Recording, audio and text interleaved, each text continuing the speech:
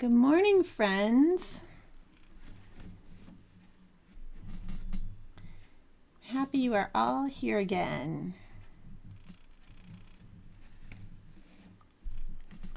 I feel like I'm not getting the greatest light here.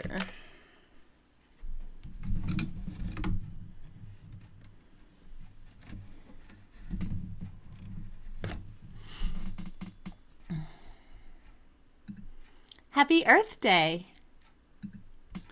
It is indeed Earth Day, and April 22nd, I think it is Wednesday today. I'm happy you're all here from all over the place. All of my lovely places all over the world. Excuse me again. I need to do voice exercises in the morning or something. It's probably super annoying. So,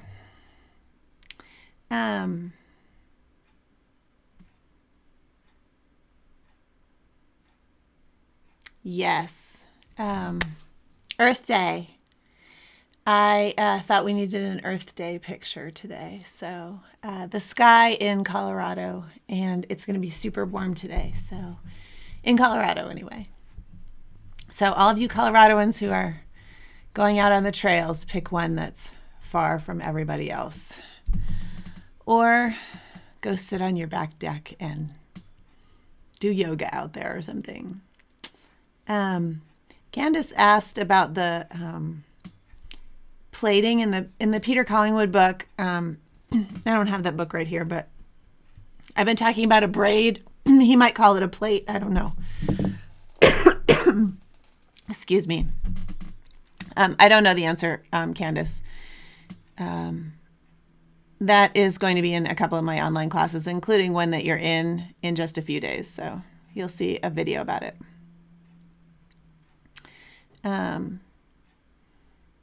Hello from all over Jerusalem and Sweden and Idaho, where the plants are starting to grow, and Texas and Wisconsin and Wales. Earth Day's 50th anniversary. I didn't know that, Angie. So 50 days of Earth Day. A lot of people I know got engaged on Earth Day, including myself. So Earth Day is a big day for people who like the outside. Thank you, Janet. It is indeed Wednesday. Oh, good. Sarah got her beater. I assume one like this. You can see the green screen going in and out there. Sorry. Here, I'll put it in the other camera. This one. I have really enjoyed working on this piece. It's making me laugh a lot. So thank you for indulging me bringing it back yet again. Yes, Donald, I think today is Wednesday, which is the day that I've been going for longer walks if possible. So I'm heading out to the wilds of Nowhere Land, Colorado, for a little walk today. Don't worry, those of you who are going to lecture me, I get in the car, I drive for an hour, I get out of the car, there's nobody there, I walk for 6 hours, I get back in the car and I come home. So, and I have a mask, if there is anybody there. You can tell I've been lectured about going hiking, so it's perfectly safe. Where did I get the beater? This one is from Threads Through Time on Etsy. And all of the links to the things I've been talking about are in my website. Sorry, on this little link that you can see right there. Go there, and there's a link to all of these things. Thanks, you guys, for answering.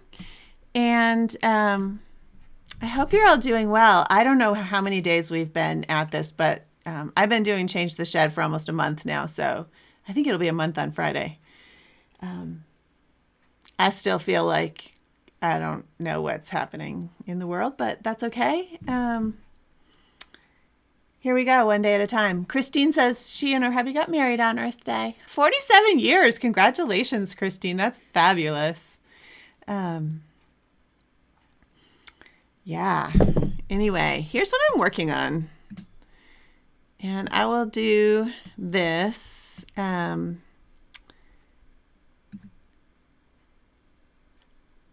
I'm sorry, I'm playing with my thing.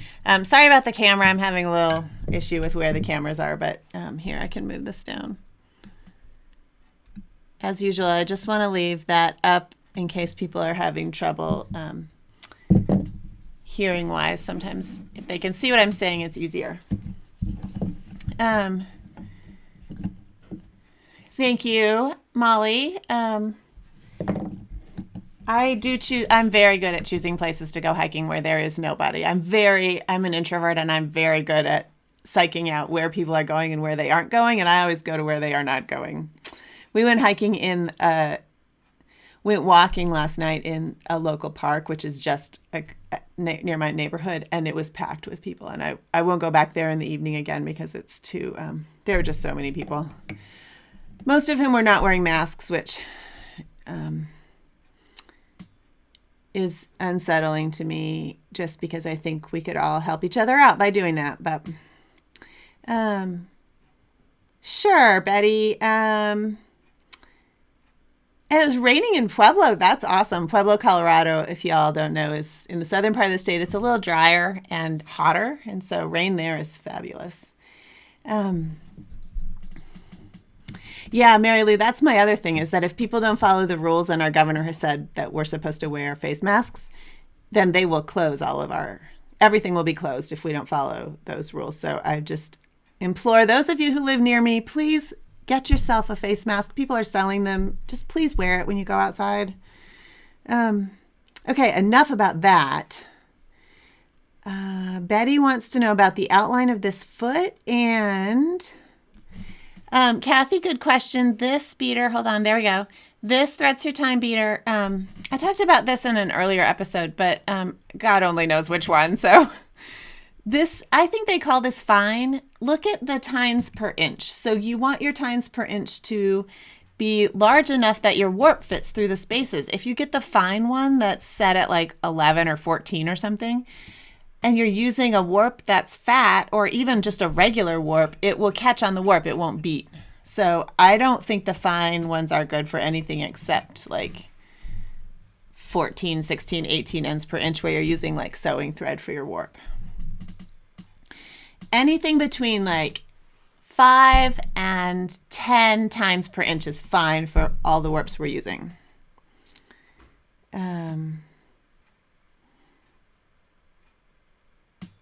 Oh, thank you, Anna. Candace, Anna answered your question about the plate. The plate and the braid are different. Thanks for looking that up. Okay, so the outline on this thing.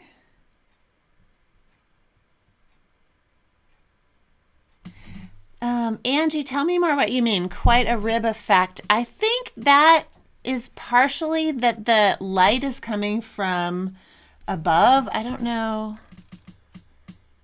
And that this is a light color because I don't see it so much here. But yes, you do actually see the ribs there quite a lot. I just think that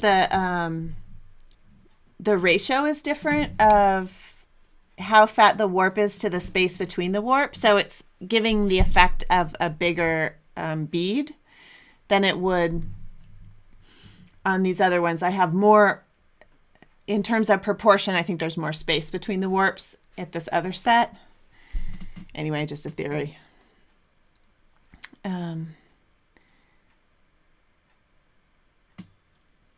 Laura, the mini beater only comes in 8 dents. That's perfect. This one is probably 8. No, maybe it's, I don't know what it is.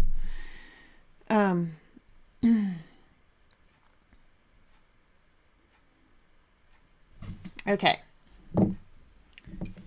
So I'll talk about this outline, and I'm filling in. So I finished the little foot last night, and I think, oh God, I've already forgotten who asked, but the outline, talk about the outline. I did the same thing I'm doing on these, I did on the foot.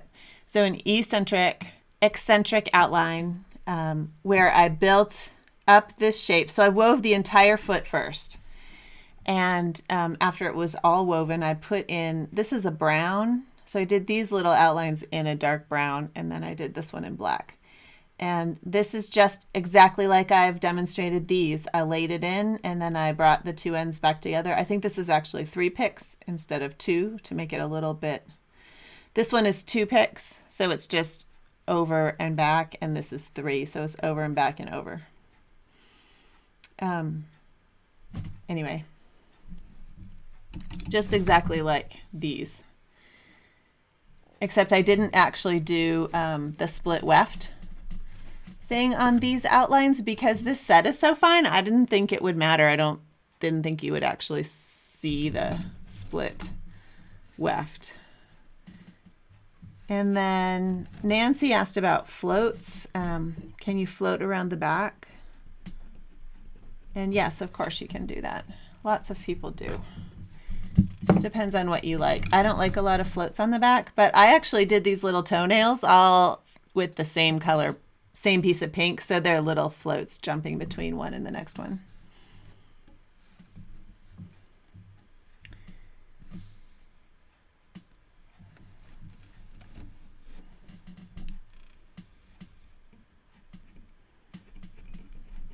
Okay.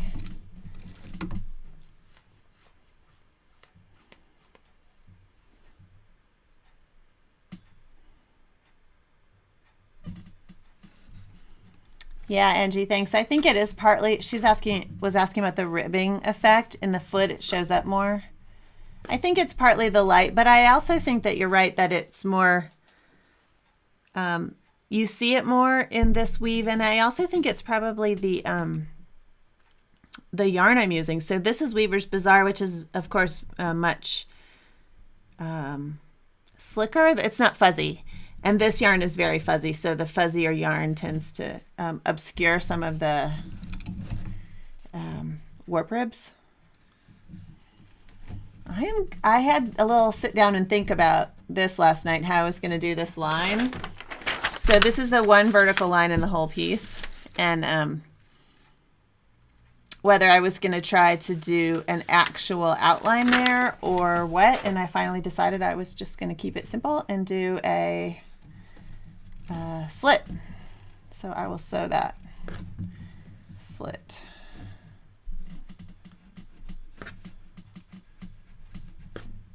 Okay, let's fill this guy in. I am going to need one more piece of this yellow here.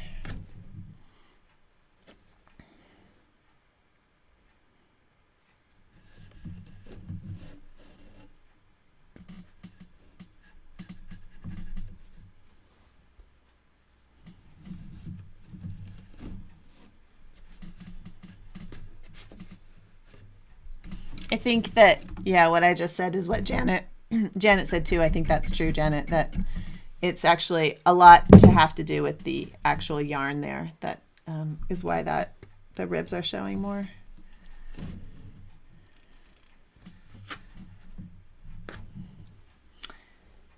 Sewing slits in Edinburgh. That sounds like a book or something, Lynn.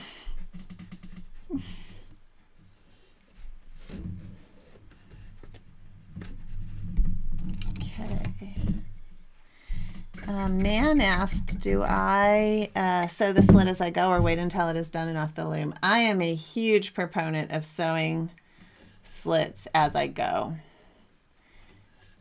This is a longish slit, 3 or 4 inches. I never sew slits off the loom, to be honest. I don't like doing it that way. I like doing them on the loom because it keeps for me, it keeps the integrity of the fabric. So this will remain stable as I stitch it, and I keep weaving. It'll keep the ends aligned nicely. I just like that. I also think it's far easier to sew slits when they're on the loom because you can push the weft up and see what you're doing. But I use a different slit sewing method than a lot of people who sew off the loom. So that is another consideration. I use a method that's invisible, front versus back. And a lot of other people, if you sew off the loom, you're probably using a method where you see the stitches on the back. And there's nothing wrong with that. There are times where I actually want a piece to be almost reversible, and I don't want my stitches to show.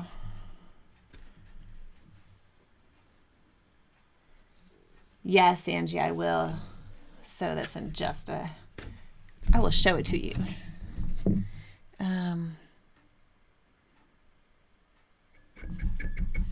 Yes, Dorothy, this is the double set piece. So,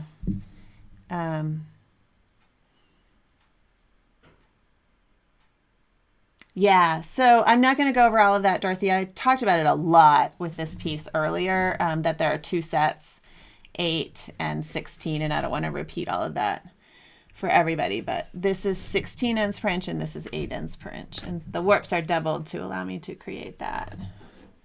It's a fun technique, and I describe it at quite a bit of length in earlier episodes. I just called this an episode. Someone called it my show the other day, and I just was like, what? Ever. I don't want to have a show. I just want y'all to do some weaving. Also, it actually makes me weave, which is a good benefit. I wove a whole foot last night.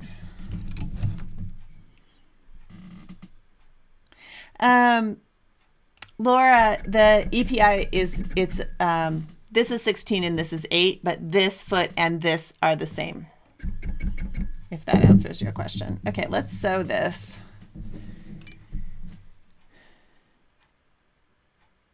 Debbie, on this piece I'm weaving from the front. I'm not sure what you mean by the wrong side up. It's also woven sideways. Sometimes I weave from the back, sometimes I weave from the front. On my big looms, I always weave from the back. I really like it. But on something like this, especially if I'm going to use it for a demo, it's easier to show it from the front. So this is the front.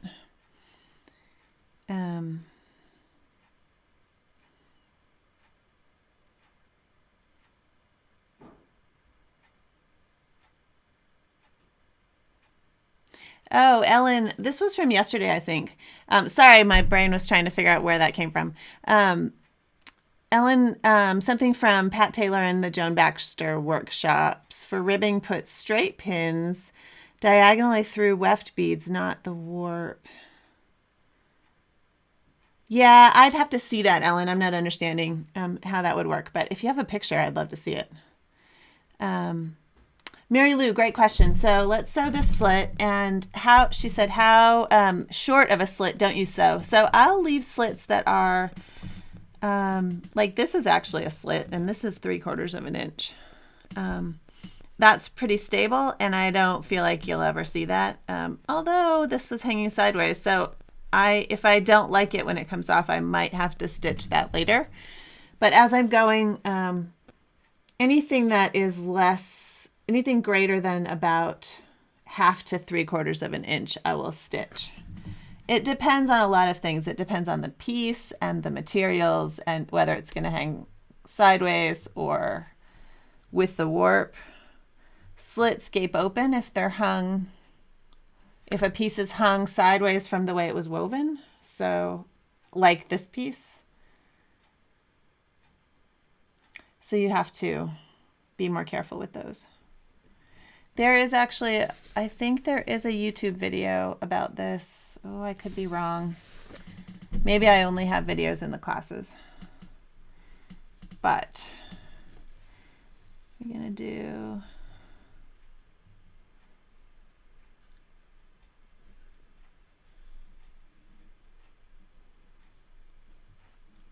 I feel like my light's not as good today. I guess you can maybe see that.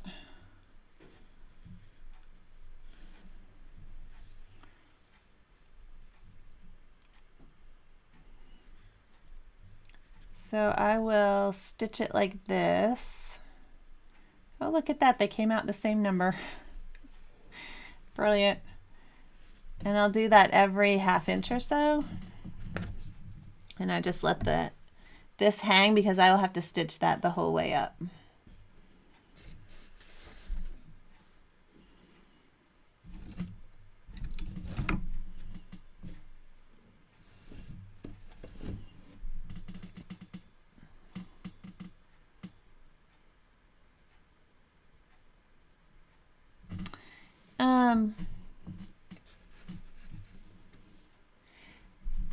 Maybe I misspoke. You guys are confused about the warps are doubled.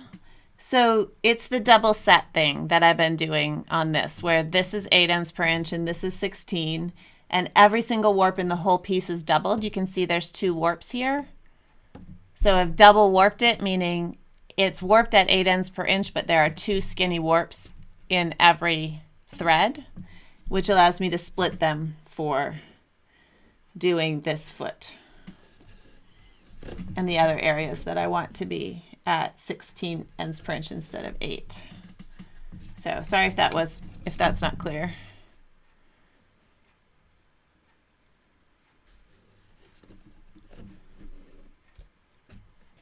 Dorothy, I do not have a video of warping this piece. I don't have anything where I've taught how to do this doubled warp. It's not something I've done very much. But maybe I'll add something to one of the classes or do a new class. It's kind of fun. I like it. Okay. I'm going to add in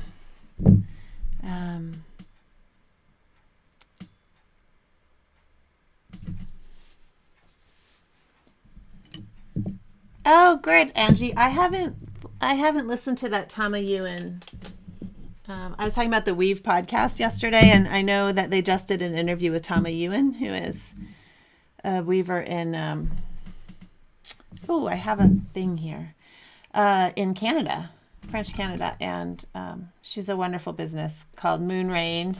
She actually has a book also that just is in its 2nd edition that she sells on her website about tapestry weaving. She's a wonderful, and so I'll have to listen to her podcast. So this is where I need a little point of a bobbin.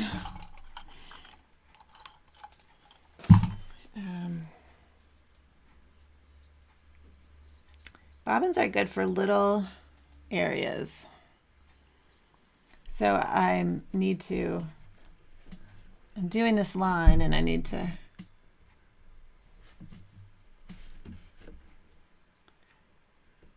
get it in there nice and firmly.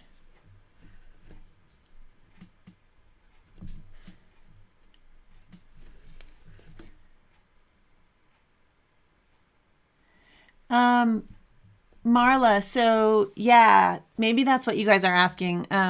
It's shifting between 16 EPI and 8 EPI, and you can see it really easily. This is all 8 EPI, and this is all 16. So it's shifting back and forth. Where I want it 16, I'm splitting the warps and weaving them at 16. And then right here, I went from 16 to 8. So I went back to keeping the warps doubled.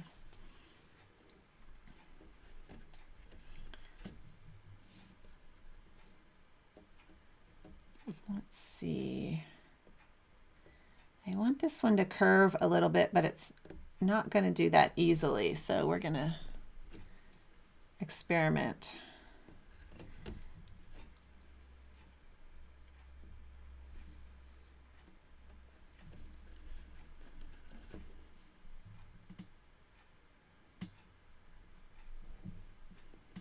It's not going to be as lovely as I want, but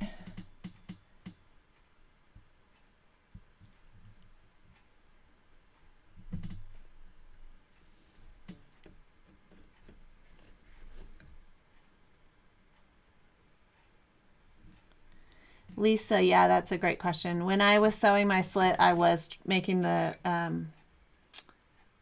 thread travel up through 2 weft relays at a time instead of 1. That's my standard. Actually, that's my standard on larger pieces. On smaller ones, sometimes look at that. There's a big old float right there. On smaller ones, I sometimes sew every weft wrap, but it didn't seem necessary. This is what I get for talking, and I did not do that right. Trying to weave and talk.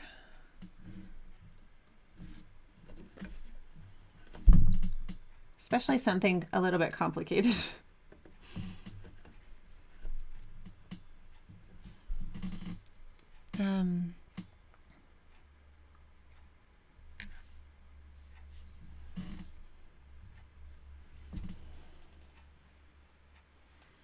John, I don't know. I don't think so. I've never heard it called. John's asking if this would be called a split warp technique. Maybe. I've never. Does anyone know if there's like a term for it? Doubled, maybe doubled warp? I don't know. It's a good question. It's helpful to know something like that if we could find. I don't know that anybody has published anything about it, but if you all know of someone who has, a reference would be great. And if I think of any, I'll let you know. Sure.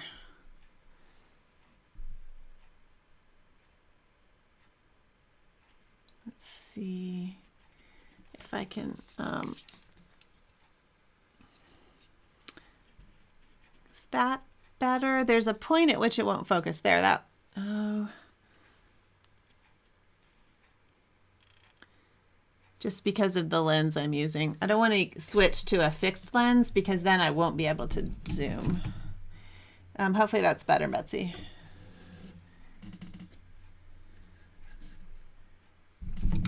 So here I moved this over by 1 warp. I split those, and so I have to catch this warp now.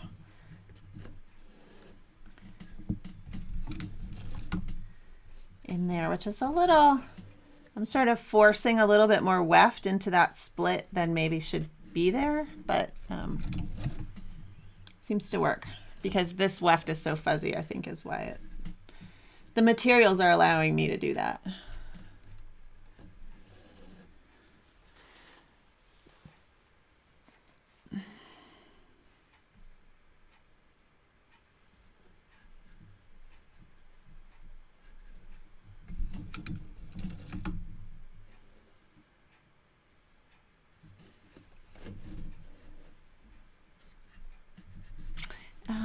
Is your green line? Yes, Michelle, good.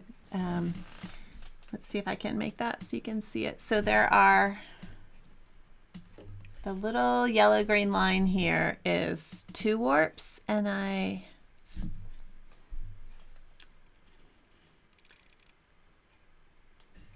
split them, so I'm weaving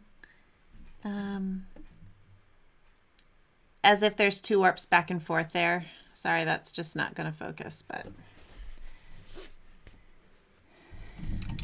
yes, and that gives me a stable vertical line. If I could have also just done 1 warp wrap with that, but it's much harder to keep that as a stable structure.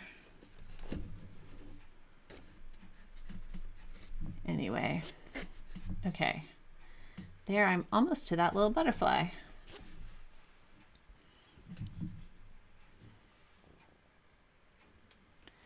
Okay, let's do a little more of this.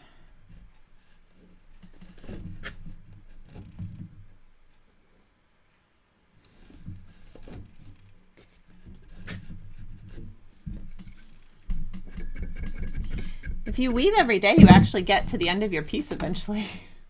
What a concept. Okay, here I have the same thing because I split that. I have to catch this warp here and make it cover. Did I skip one there? Nope. Okay.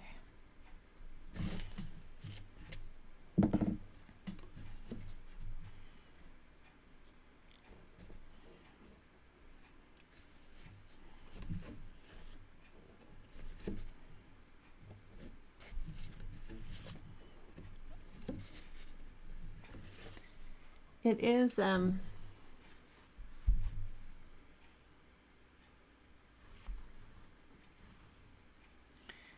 this doubled warp thing is a lot of fun, so if you have some thinner warp, this is 26 cotton seam twine.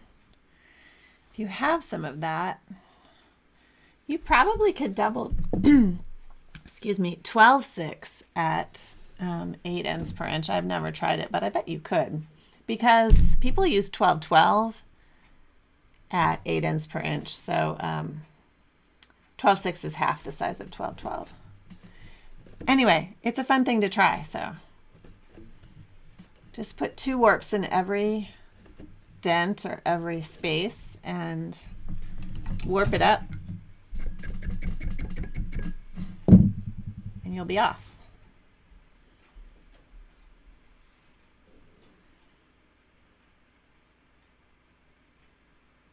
Yeah, Angie, this was just regular.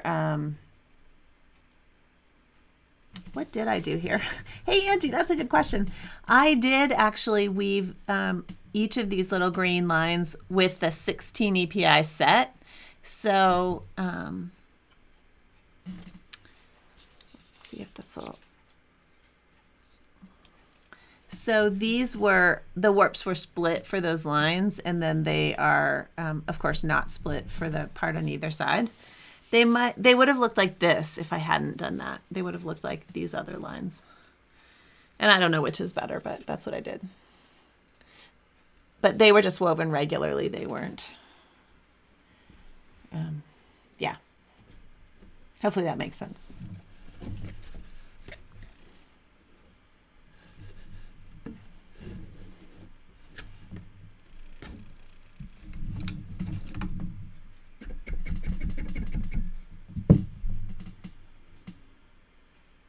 Nora, I will weave the butterfly at 16. So just like the foot. I want to have more detail, so it will be at 16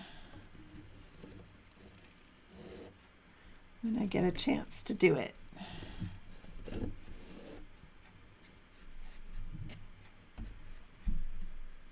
See, now I've gone too far on that side, because I want to actually weave across the top. So take some out. I don't want this little line here to go any farther, so I went too far on this.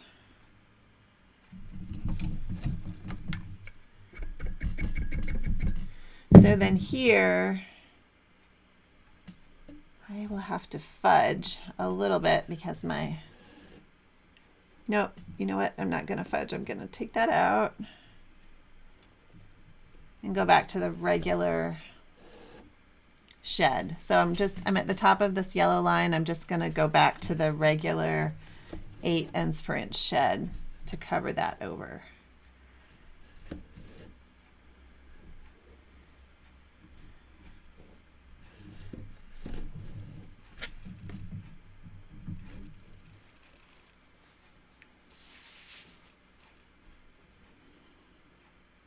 Oh, that's cool, Janet. Janet Austin says that there was a twine workshop. Twine is tapestry weavers in New England, and y'all should look at their website. They have some amazing weavers up there in New England, and their website's they always have great shows and really fun things. So she said that British weaver Pat Johns used his 2-warp split warp technique. Use this split warp technique. She made huge commissions at 6 EPI with text at 12. That is cool. I'm going to look her up. Thanks, Janet. That sounds fascinating.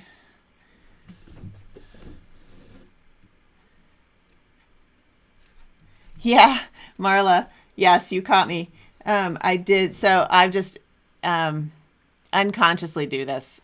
These are Harrisville Kohler singles, and I twist them before I put them in.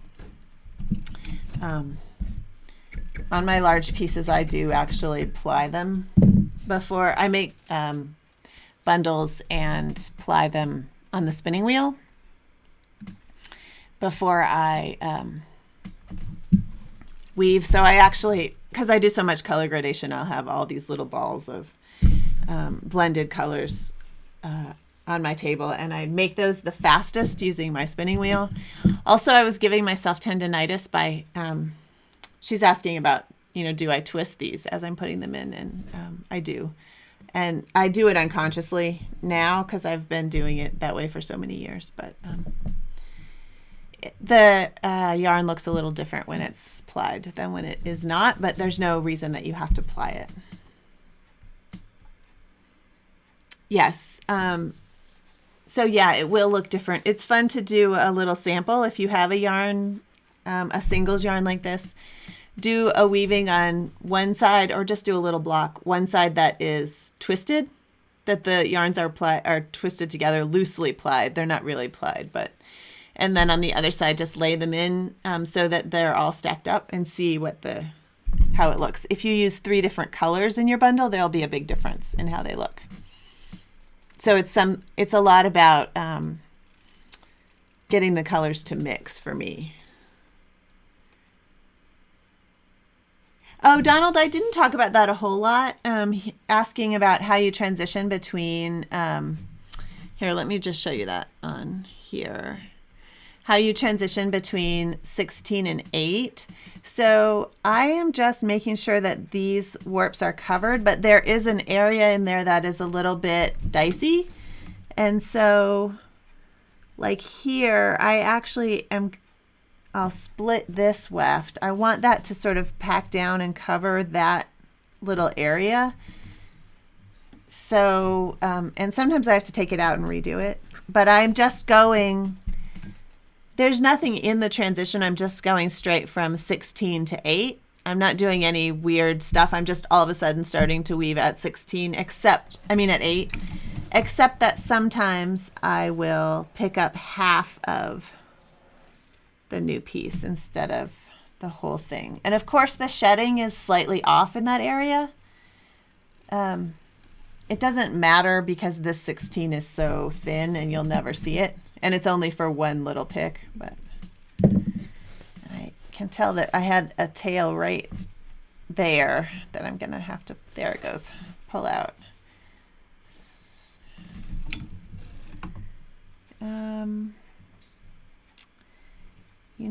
I want, and so this is a little bit of a tricky little wicket there. Let's try this and see how that looks. Yeah, I think that's going to be okay. So basically I'm using my powers of observation to look at it as I go and just make sure that all the warps are covered, but there's nothing special there. There's no special transition. I'm just going straight from 16 to 8.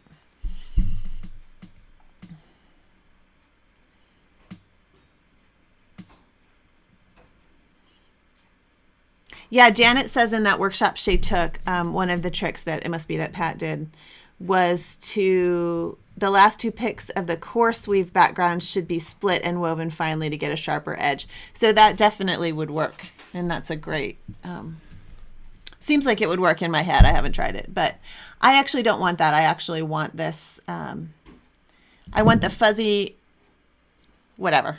Try it for yourself and see what you think. The fuzzy thing to go right to the flat fabric, which with this yarn is working great. I think it depends on what material you're using and all that kind of stuff. Yes, Nora, that you exactly were reading my mind. So I'm going to do the butterfly at 16 ends per inch, and I'm going to put some silk in it. So, and maybe the whole thing will be silk. I don't know yet. So yeah, that's fascinating, Donald and Janet.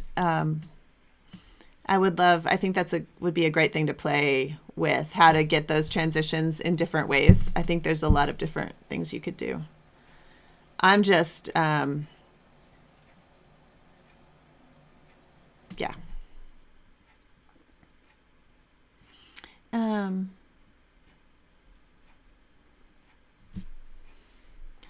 Yeah.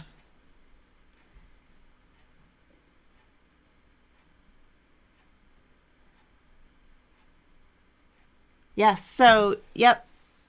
Great. You guys are, it's fun to see all your ideas and what comes up and who has resources and stuff, because it's really an interesting way to learn a lot about all kinds of stuff. So cool. Thank you. Donald, if you try it, or anybody else, send us a picture, or use that hashtag or something so we can see how it goes. Maybe I'll do a little sample and try it, what Janet is suggesting too. Yeah, the way you spin or ply your singles does make a difference in how they look, for sure. This is, yes, Kit, this is Harrisville Kohler singles is the fatter yarn, and the thinner yarn is Weaver's Bazaar 18-2 fine.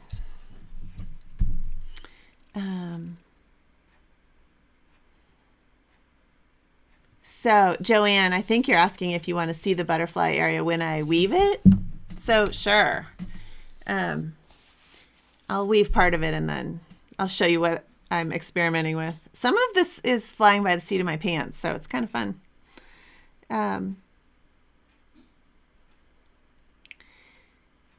Oh yeah, my little book does have the plying and unplying split weft and the swivel thing in it. So if you have that untangled book, which if I reach it, I'm probably gonna knock my camera over.